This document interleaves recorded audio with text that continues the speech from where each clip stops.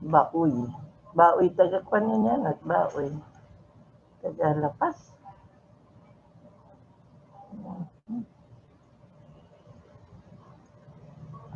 Bugto ininihan, ha? Ano? Itnya Margalyo. Ako sure. Cousin po. Cousin daw. Uy, bumati na. Good morning. Kaya ba yung Margalyo? Okay, Ano siya?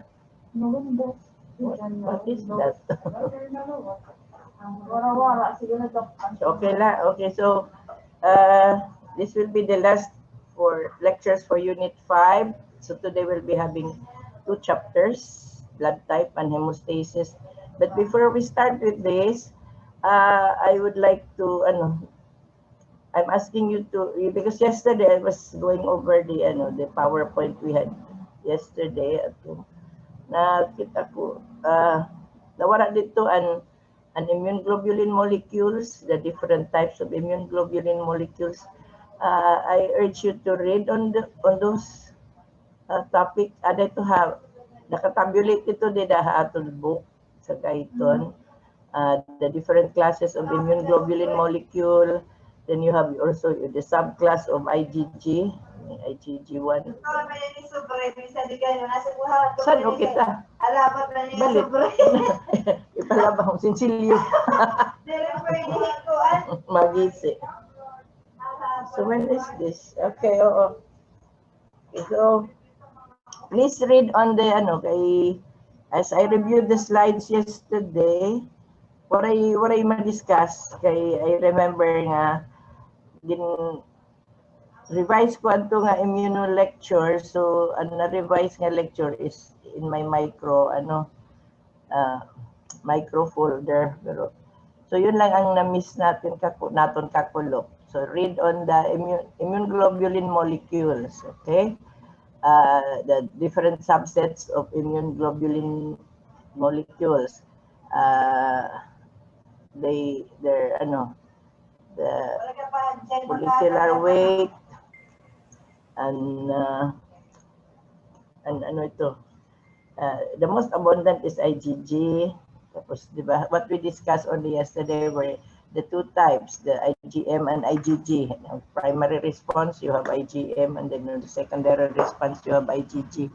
But there are others, IgE, IgM, IgE, and IgD. Okay, then there's a statement that all antibodies are immunoglobulins, but not all immunoglobulins are antibodies. So you find out why. Okay, I will not give you the answer, but I will ask you in the exam. So you find the answer. So you have a year to find it out, di ba? Kay 2020 yan, pagka 2021 pa man ma-exam. So sa katuig, pag pinamiling sa answer. So not all immunoglobulins. All antibodies are immunoglobulins, but not all immunoglobulins are antibodies. You find the answer for that question. Okay, so this morning, blood type, transfusion, tissue organ transplant. This is chapter 35. Okay. So what is blood typing? So it's the determination of blood group of the recipient and donor on the basis of whether there is the presence or absence of an antigen. So in blood typing, we call the antigen, the term for the antigen is agglutinogens. Okay, whether there is antigen on the RBC, in the RBC. Okay, so based on that, in the ABO system, we have 4 types now: A, O, AB, B, blood group. Okay, the A and B genes, they are Mendelian dominant. Okay, so if a person, the partner is O and the other person is A, at magawas A, di ba? Okay, so based on that, we have this RBC type O, A, B, AB. So if you are type O, you do not have anti-A and anti-B. That means no antibodies to A and to B. And the last column is on the prevalence. In the general population, there are more persons who are type O. So 47% of the general population are type O. 41% are type A, 9% and B, and fewer percentage for type AB. Okay. So if you're a type A, you have antibody A, and then you do not have the antibody B. So for, yun na lang, basta positive ang arrow, present. Kung negative, absent ito. Then, pareho na ito. The next diagram is the antigens in the RBC. So you have A antigen, you have the antibody in the plasma, anti-B. Kung B an antigen, anti-A and plasma, antibodies in the plasma. So if you have the A antigen, you're type A, B antigen type B, both A and B antigen type AB, neither A or B antigen, you're type O. So if you look at this diagram, this illustration, so there are no, for type AB, there are no antibodies in the plasma. So wala yung mga YY shaped structures. Okay. So what is the importance of blood typing? So we need, the importance of blood typing, one is in blood transfusion. So you need to type the blood. You cannot just give somebody any blood type. So if you have a person who is type B, you cannot just give him So in order to avoid transfusion reaction, so you need to type. Then in certain blood diseases, in paternity testing, so this is a graph that shows you paternity testing. And forensic medicine, it's also important. So you look at this, this is the red column is the mother's blood type and then the father's blood type. Parang, I remember yung parang multiplication sa notebook natin sa grade school. So if the mother is A, the father is A, so the blood type of the child could be A or O. But since A and B genes are dominant, Mendelian dominant genes, so magawas A. Then if the mother is A, the father is B, the children could be A, B, or type AB or O. Okay, and so on and so forth. Okay. Nada-download ba nila? Kung na-download nila in PowerPoint? Pwede nila? like, Ginaano nila? So, okay. Then, example type O, and then the father is A. So again, pareho lang dito. A or O. Okay, so what are the different blood groups? Okay, so the most common that we know of, there are two groups, no? The ABO system or the OAB blood group system, and then the RH system.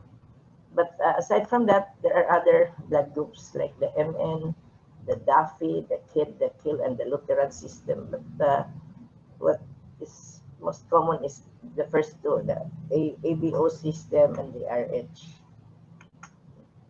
So antigen antibodies in the human blood cells. There are 30 commonly occurring antigens that can cause antigen-antibody reaction. Okay, this is the AG stands for antigen, the AB is for antibody. Okay, so it's a common accepted abbreviation. So antibodies against corresponding antigens are also present in the human blood, mostly the IgM and IgG type. Okay, so the term agglutinin refers to antigen. Agglutinogen, while the antibody is agglutinin. Okay, so agglutinogen or the antigen, this is present or they are found on the surface of the red blood cell. So we have two types, agglutinogen A or the antigen A and agglutinogen B. So genetic determination of agglutinogen. So there are 3 types of genes, and any 2 genes are present on 2 adjacent chromosomes, giving us 6 combinations. And each combination is called a genotype. Okay. So genotype OO, so the blood type is O. No agglutinogen, but you have antibody or agglutinin anti-A and anti-B. While the genotype OA or AA, you have blood type A, because I said earlier, it's a Mendelian dominant trait, the gene for the A and B genes.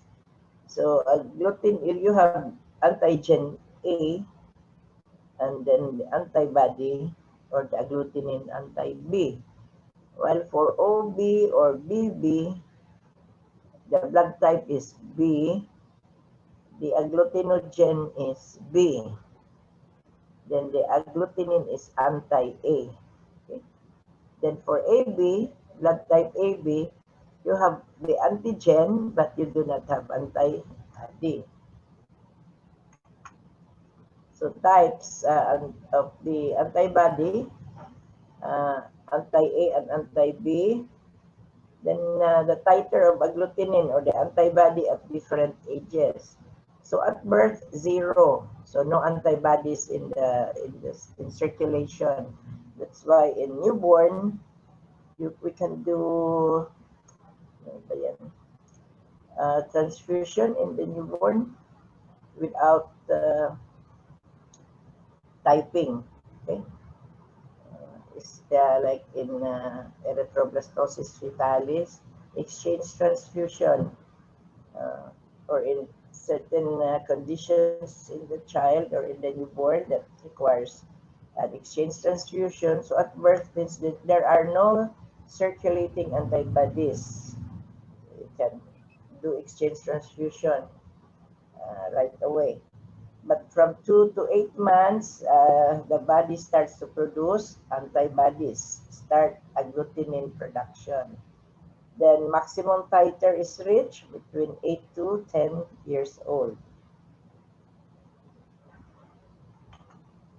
So the blood type AB is said to be a universal recipient, so it can receive any type of blood. The reason for that is there are no circulating agglutinins to cause agglutination of the donor's blood. While type O is the donor because it does not have antigen. And type AB, no antibodies. And type O, they do not have the antigen A or B. Okay, so in a transfusion reaction, it is usually the donor's blood that is hemolyzed and not the recipient's blood.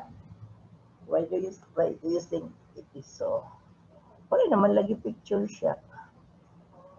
Hain ang mga picture, mga gwapo at gwapa.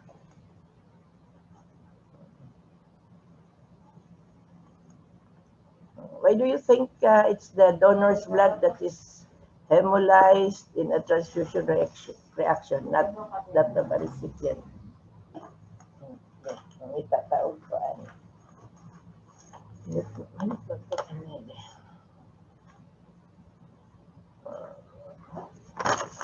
Ay, pinigay. Tatawagan ko rin ni Gatkulo. Si ano na lang. Ano ni lalaki ni baba? Lalaki to ano? Lalaki na. Alvin, Valerian, are you around? Alvin? Or who would like to volunteer? Hello?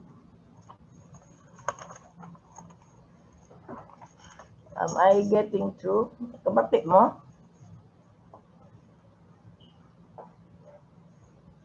Siguro yun. Hello. Are you there, Alvin? Valerian? Alvin ini? Oh, ang lalaki ni Alvin James. Alvin? Absent, present. Wala siya. Ay naman gusto. Mga medtech. So, volunteer na la. Credit na madugay. Kuritan. Ini ada kuy-kuy. Hah? Kada ini anak. You know the reason why? Ang mga medtech, you know that. Why is it that in a transfusion reaction, it's usually the donor's blood that is agglutinated or hemolyzed? Okay. So again, pamilyan yung answer. Okay, so transfusion. So what are the indication for blood transfusion? Again? Okay. Can somebody give me an answer? Because if you give me an answer, I'll give you my answer. Okay, wala. Sige, we'll just continue. Later na balikan natin kung manumdumat. Pagbalik. Okay, so indication for blood transfusion in cases where there is a decrease in blood volume, as in shock, hemorrhage, burn, or surgical operation. So in some major operation, the surgeon will ask the patient to have a reserved several units of blood, depending on the surgeon will know how bloody the operation will be and how much blood loss will there be. So he will ask you to prepare for blood. And then in patients who are hemorrhaging, like cases, surgical cases of a patient, like that case last week, I think, was it in Marabot or Basay? May gin-ambush nga ano. The nurse, graduated earlier. Then after that, may nag-follow pa siya. They were training for parang soft training.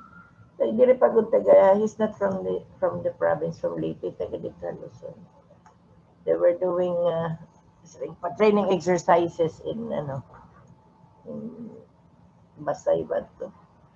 Tapos buno ada, tigbas something. Then yun, he was not brought down to the nearest medical facility. So he died from blood loss. Okay. Then there are certain diseases like anemia, wherein you need to get an immediate increase in your hemoglobin content. So you need to have transfusion. And then in thrombocytopenic patients whose platelets are low, and in hemophilic patients, so they also need transfusion.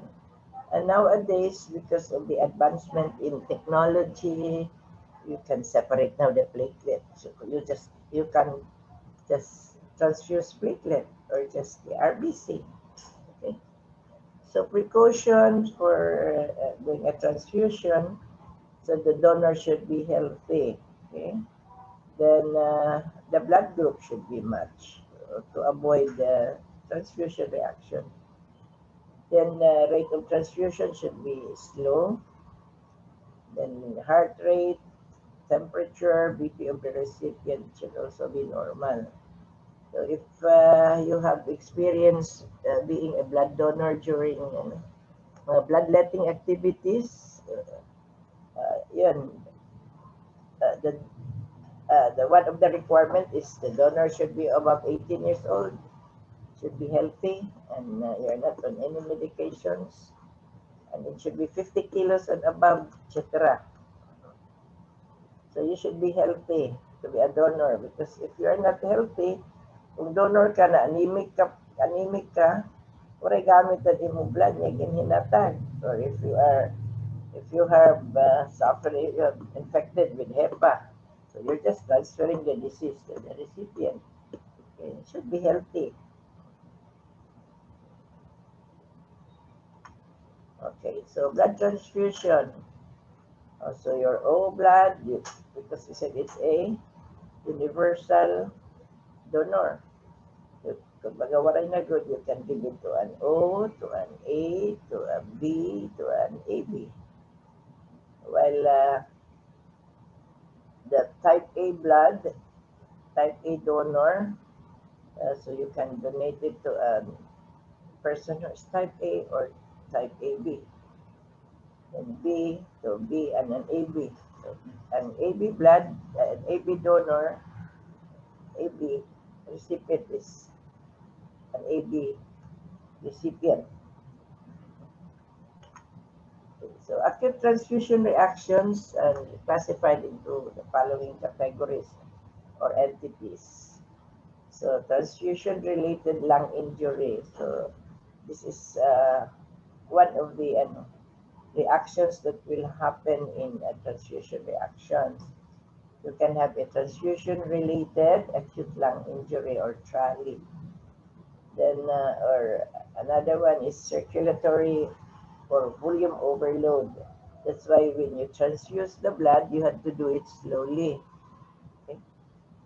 Bacterial contamination and endotoxemia. So it's contamination of the blood that you're going to transfuse. Acute hemolytic reactions, the non-febrile reactions, and allergic reactions. Okay? So, maski na match na the blood that you're going to transfuse it went through proper cross-matching. While doing the transfusion, you have to watch for reactions. Okay? Anyway, usually it's not the work of the doctor, sa nurses na yun, but we should know. Okay. So what to do during, if you have this condition. So if you have febrile transfusion reaction, so patient may have chills, malaise. So what should be done is supportive management, can give acetaminophen, and this is most common complication of transfusion. And then another condition or complication is hemolytic transfusion reaction. So fever, chills, pain at the site of the reaction, nausea, vomiting, patient will go into shock, and then a dark colored urine. So what should be done is stop the transfusion, give patient lots of fluid with or without a diuretic. So this is a worse reaction, often a clerical issue of ABO incompatibility. So nagsayop, siguro pwede sa advertisement sa yung EO optical. So, bago rin makabasa, kinahanglan bago na ang eyeglasses sa nurse. Wala na mabasa. Dili amo pala ang label ng blood type na i-transfuse niya doon sa pasyente. Clerical. Then another is allergic reaction. So patient will manifest urticaria, pruritus, hives, though anaphylaxis is rare. So symptomatic again and management, give antihistamine. You need not stop the transfusion. Kumbaga, mild lang na allergic reaction. So, note, they are not actually allergic to the blood, but secondary to antibodies in the blood. Then the TRALI, the transfusion-related acute lung injury, patient will manifest as dyspnea, hypoxemia, bilateral chest infiltrates. You think of ARDS, acute respiratory distress syndrome. So the management is stop transfusion, airway control, and supportive care. So most common cause of death associated with transfusion is TRALI, but it has a better prognosis than most acute respiratory distress syndrome. Then another complication is TACO, transfusion-associated circulatory overload, patient will manifest as dyspnea, edema. So that's why blood is given when you do transfusion slowly over 3 to 4 hours. Ako sa gabag of blood, then diuretics with transfusion. So this condition occurs often in elderly and in chronically anemic patients. Okay, so types of transfusion reaction. First is agglutination. So what happens in agglutination? The RBC will clump together. So aggregation, so it will clump and it will block or impede the flow of blood. And then the second type is hemolysis. Okay, so hemolysis or hemolytic reaction could be immediate or it could be of the delayed type. Okay, so the immediate hemolytic reaction, it's the antibodies activating the complement system. So we discussed the complement system yesterday, di ba? This will activate the which pathway? The classical, the alternate, or the lectin-mannan pathway? Classical. Classical, correct. Kaya, di ba? What activates the classical pathway is an antigen antibody reaction. So it's it activates your C1 complement. Okay, very good. Then so the antibody that will activate the complement system, it produces the ultimate product of complement activation is cell lysis, di ba? The membrane attack complex, ano to? Ang component ng membrane attack complex C5B6 7 8 9. Okay? So it will lead to rupture of the RBC, hemolysis, rupture. Okay. Then another immediate type is your IgM. Has hemolysin and it can cause direct hemolysis on the RBC. Then the other type is delayed type of hemolytic reaction. So what happens? The RBC are first agglutinated, entrapped in peripheral vessels, and then they are phagocytized by the macrophages. So aside from the hemolytic reaction, patient will manifest jaundice. Why jaundice? Because hemoglobins are released from hemolyzing RBC. So it is phagocytized by the macrophage. And what happens to the hemoglobin in the macrophage? It is being converted to bilirubin. Okay, so an increased bilirubin in the system will cause jaundice or yellowish discoloration of manifested as externally as yellowish discoloration of the skin, the sclera.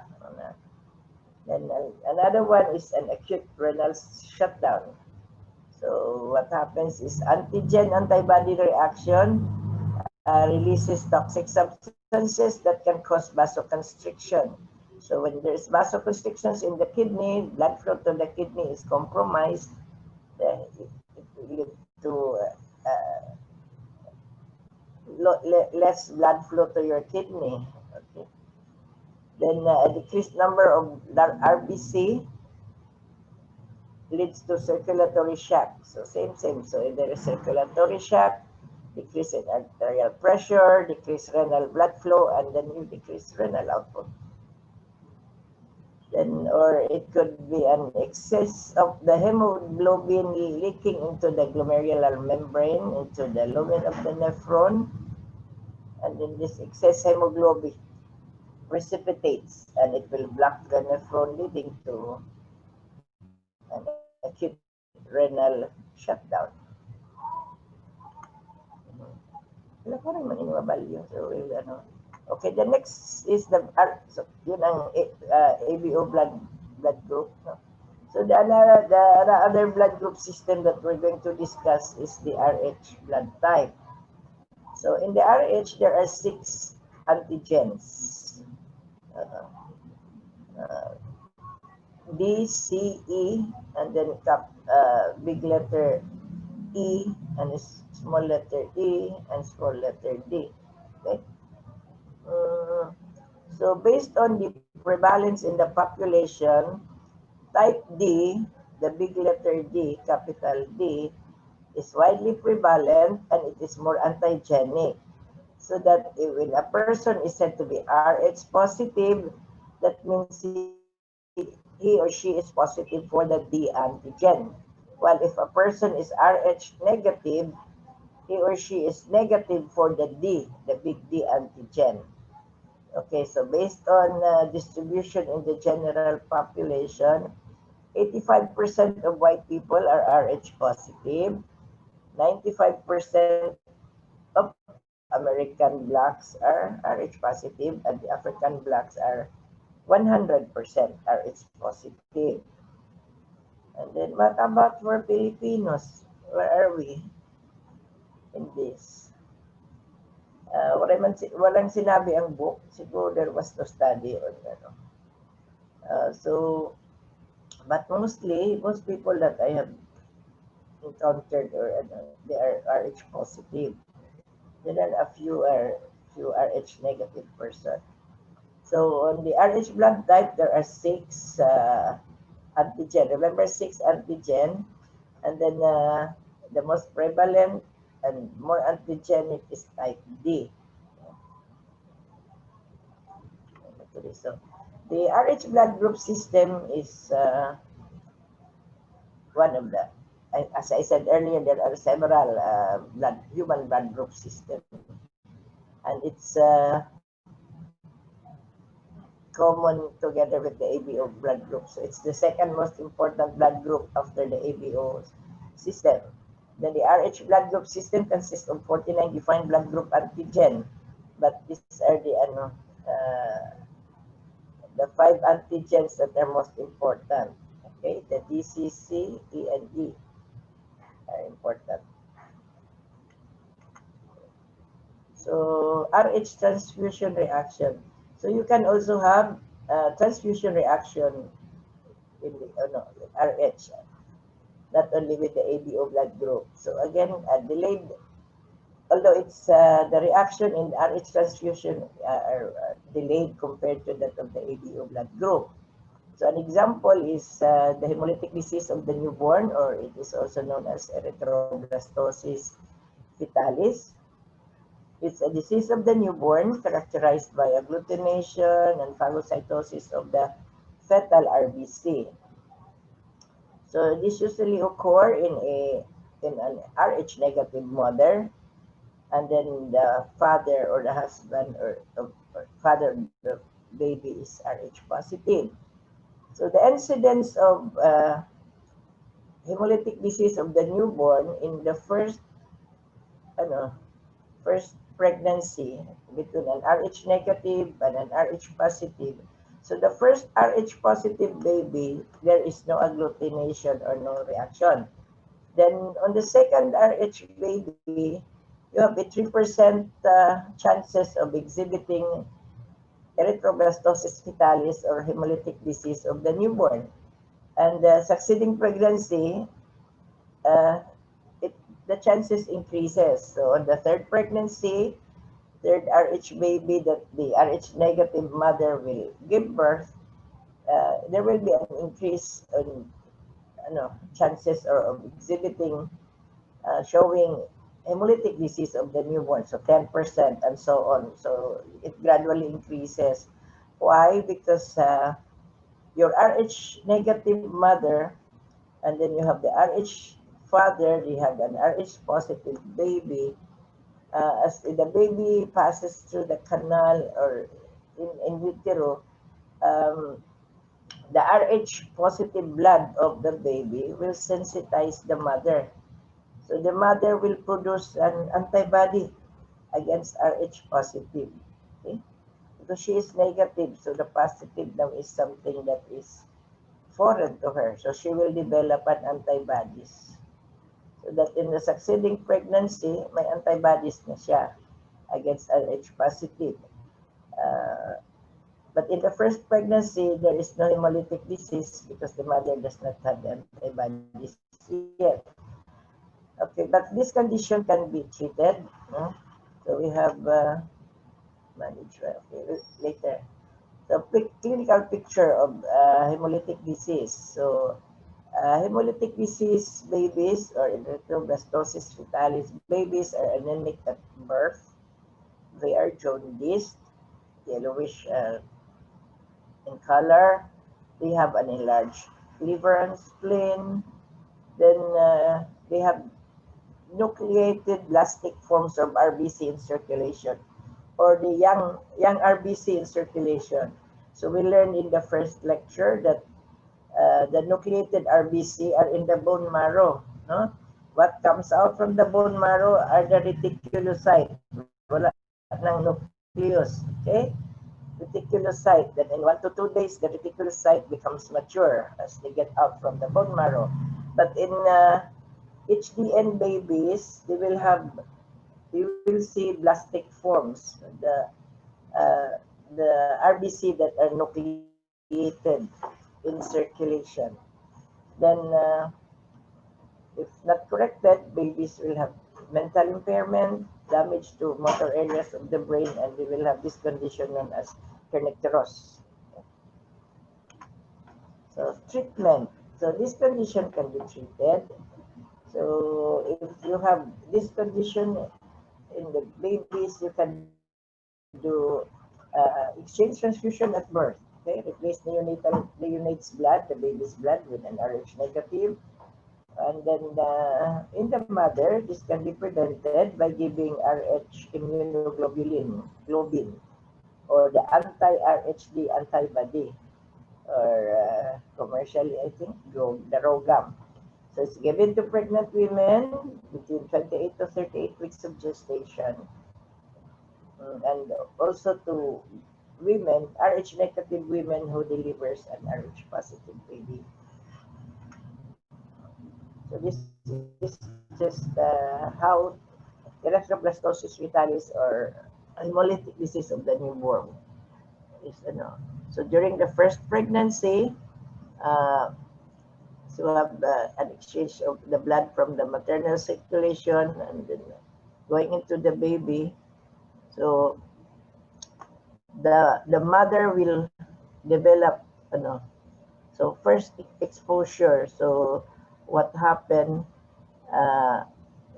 diba? First encounter, the mother is being sensitized by the Rh positive baby. So the body will develop an IgM, and because of memory cells, the cell here, it will cause a cloning of a group of beta cells that produce antibodies, and some of them becomes memory. So in subsequent pregnancies, these memory cells now come into play. You will remember you already have first encounter, so you produce more antibodies. That's where the HDN comes in. Okay. So prevention with the ROGAM, so mother treated with the ROGAM, and it prevents, what does the ROGAM do? Prevents B cell activation and formation of memory cells. So that second pregnancy, the mother's immune system, because there are no memory cells formed, so she will not recognize the baby's Rh positive blood and will not form antibodies against it. Okay. So the next topic is on transplantation of tissues and organs. So these are just a few terms that we need to know. We will not go into how transplantation is being done. It's not within our scope. Kanan na ito, subspecialty in surgery. Okay, how they do transplant. These are just some of the terms that we need to know, like an autograft, an isograft, allograft, and xenograft. So an autograft is you transplant a tissue or organ from one part of the same animal to another part, or same person. The classic example is skin grafting. Okay, so you take a portion of the skin from the thigh and then you graft it on the upper arm. If you have, say, you had an accident and then your upper arm has the skin in the upper arm has been denuded, and it needs to be covered. So you remove some skin from usually they remove it from the thigh and then graft it into your arm. So from one same person, so from one part of the same animal to another part. While an isograft is from one identical twin to another. Okay? Then an allograft is from one human being to another, or from an animal to another animal of the same species. So the usual organ transplantation that we learned of are allograft. But for organ transplant, I think the best is you have an iso from one identical to another, but it's a rare occurrence. So it's an allograft from one human being to another. So you will get a kidney from your from your brother, or from your cousin, or from somebody that nagmatch, because before you do the transplantation and organs or tissues, you do tissue typing. Okay? Then the xenograft is from an animal of one species to another species, like the heart valves. They have from the pig to human. Okay. Okay, so the many components of blood transplantation. So these are the organs in the body that you can transplant: the heart, the lungs, kidneys, liver, the intestine, the pancreas. Common here is heart transplant. Diba? You were not born that time yet. The first one who did the successful heart transplant, Dr. Christian Barnard. Mm. Then lungs can also be transplanted. Kidneys is very common. In fact, medical tourism. um, uh, there was a time that a lot of people from China, Chinese people, will come to the Philippines to have kidney transplant, and then they can get the kidneys. There is a certain area in Manila, madamo, they're selling their kidney, because if you have a healthy kidneys, wala kay duha. Uh, Maski isa na lang ang kidney mo, if it's healthy, you can survive even with one kidney. So a lot of people, because of poverty and so many other reasons, they sell their kidneys. So one time we became famous for kidney transplant. A lot of foreigners came to Philippines, not only Chinese, iba nationality. Then liver can also be transplanted. A popular person who had this was the late Senator Cayetano, the father of Alan Peter Cayetano. He had liver transplant. The donor was his son, the now mayor of nagmayor, Lino Cayetano. Okay, intestine, the pancreas, they can also be transplanted. Corneal transplant. In fact, may dito we already have that in the Philippines. You had that card that when you're a healthy one, when you die, you donate all your organs. You have to sign that. So one of the is doing a corneal transplant. I remember watching that Korean telenovela. I just forgot the title. I don't remember the title. I just, when my granddaughter watched the teleserye, I just sometimes sit and also watch. there was the individual who died from accident man siguro to. Ano, the director of the hospital, and then I don't. But okay, the story was he signed a will that he's going to donate everything, all the healthy structure. So when he died, a lot of ambulance came to that hospital. There was an ambulance who picked up the cornea, an ambulance who took the heart, and kumbaga manin ano, bagat ng merkado. Okay. The heart valves, they can also be transplanted or grafted. Then bone marrow, we have heard of bone marrow transplant. And then lately, stem cells. Okay. Uh, stem cells, these are the progenitor cells of all the cells in the body. So they can be transplanted. Okay. So, so what happens is because these are foreign, these are not yourself. They are from another individual. So they are non-self or they are foreign. So what will happen when they are transplanted?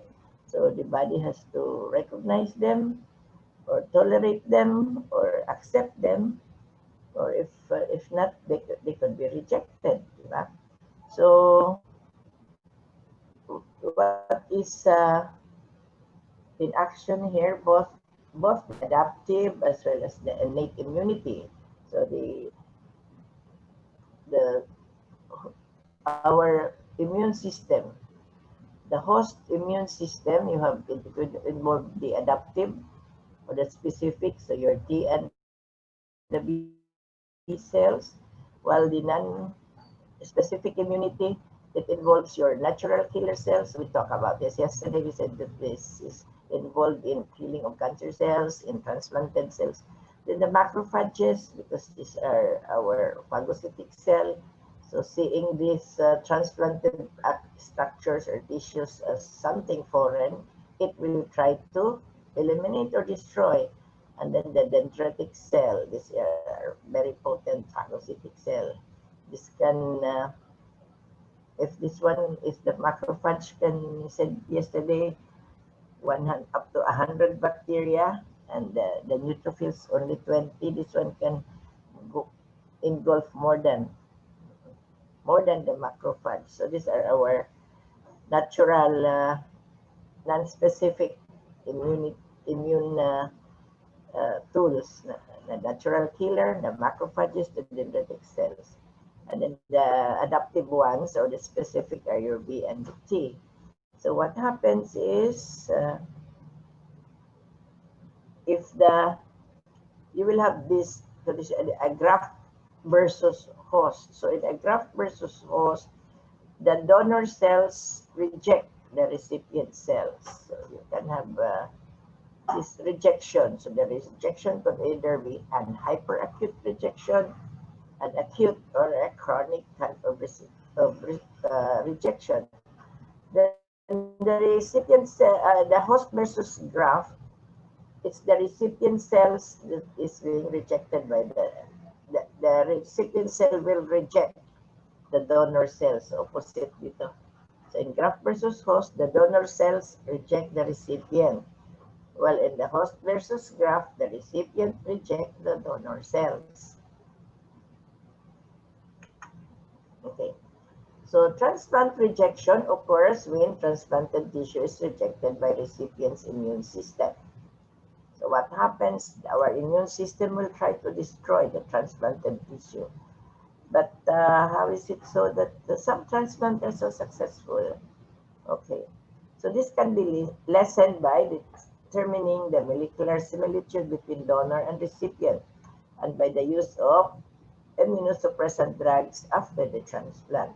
So that's why before having a tissue transplant or organ transplant, the donor and the recipient's tissue has to be matched and tissue type.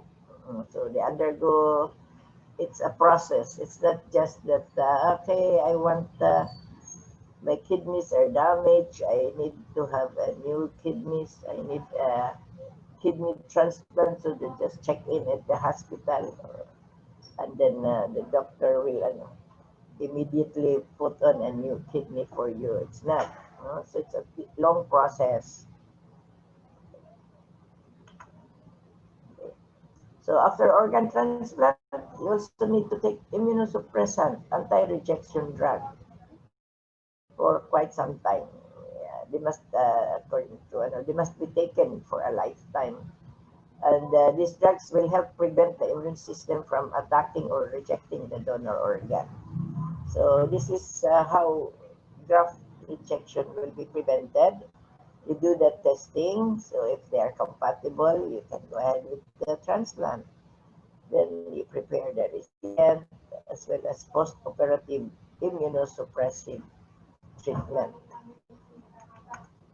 Okay, so tissue typing, the human leukocyte antigen or HLA complex, there are 6 antigen which are present on the tissue cell membrane and the WBC. Then aside from tissue typing, you have immune system suppression by the use of drugs. Okay, these are the drugs that are used. Glucocorticoid hormones. It will suppress the growth of the lymphoid tissue. It's the function of the glucocorticoid. Then azathioprine, this has toxic effects on the lymphoid system. So you try to suppress the lymphoid system so that it will not attack the foreign antigen. That's the foreign organ. Then cyclosporine, it has a specific inhibitory effect on the T helper cell formation. Okay, I think that's all. Tapos na pala. Okay. We'll go to the next chapter on hemostasis. Kailangan pag-change it. Skip. Ini ka man. Ayun, naara ka. Naara ka pero pinlik touchscreen. Okay. Sorry. Ano man? Stop sharing. Stop share.